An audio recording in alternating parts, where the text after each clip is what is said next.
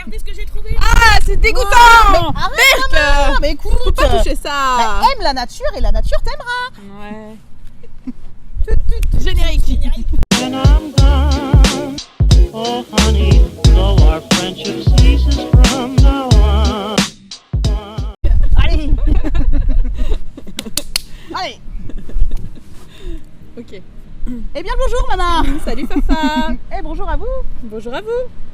De quoi allons-nous parler aujourd'hui, maman? Bah de la nature.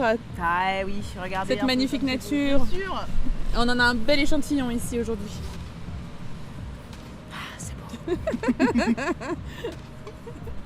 Et pourquoi parlons-nous de nature? Eh bien parce que la nature c'est important. Nous sommes des animaux. Des êtres humains certes, mais quand même des animaux. Et nous dépendons de la nature, mais on l'oublie trop souvent. Et oui, la société actuelle se déconnecte malheureusement trop souvent de la nature. Et c'est important de se reconnecter à la nature, à nos racines. Oui. Et surtout d'aimer la nature. Parce que ça ne suffit pas de la connaître et de l'apprivoiser. Il faut vraiment l'aimer. Aimer, c'est ce qu'il y a de plus beau. Tu vas choper l'urticaire. Aimer.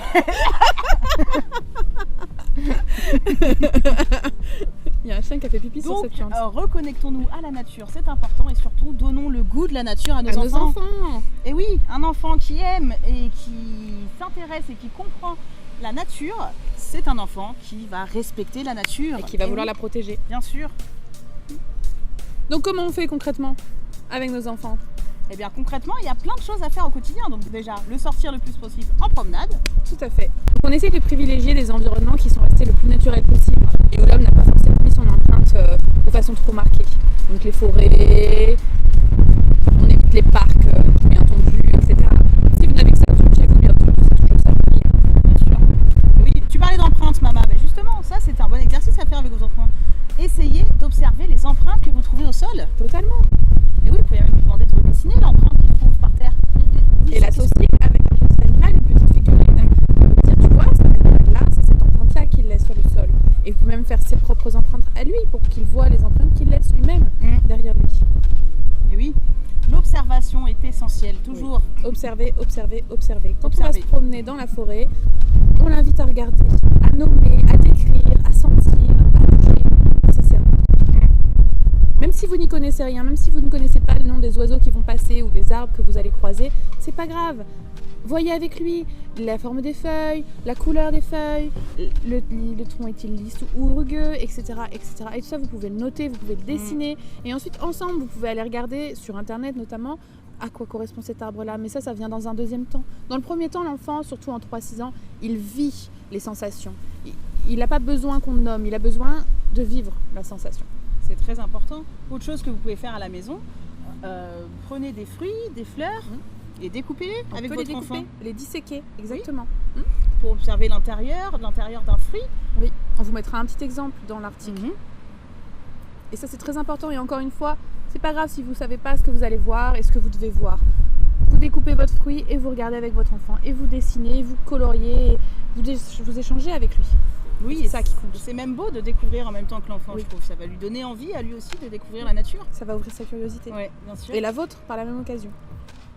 Ah, c'est beau. Magnifique. Qu'est-ce qu'on avait dit d'autre maintenant? Qu'est-ce qu'on peut faire d'autre?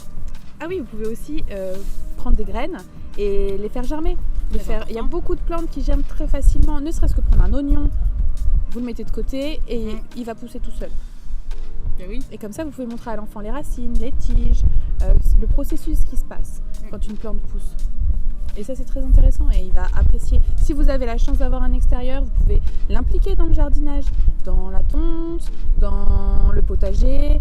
Si vous avez des animaux, pareil, vous pouvez l'impliquer pour qu'il participe le plus possible.